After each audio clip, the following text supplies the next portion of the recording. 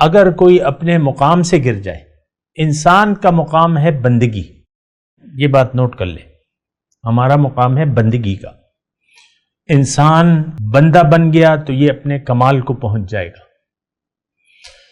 یعنی ہم نے اگر بندگی میں وقت گزارا اور زندگی بندگی میں صرف کی تو ہم احسن تقویم کے مصداق ہم بالکل یعنی بہت اچھے مرتبے پر اللہ تعالی ہمیں پہنچا دے گا.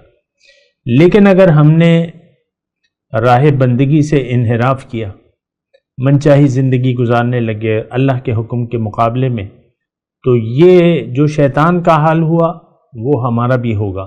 یہ چھوٹی سی بات ہے، نوٹ کر لیں سے.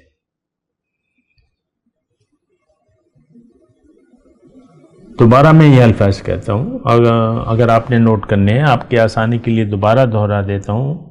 جس نے جو بھی شیطان کے راستے پر چلا کہ اللہ کے حکم کے مقابلے میں اپنی مرضی کی یا کرنا چاہی،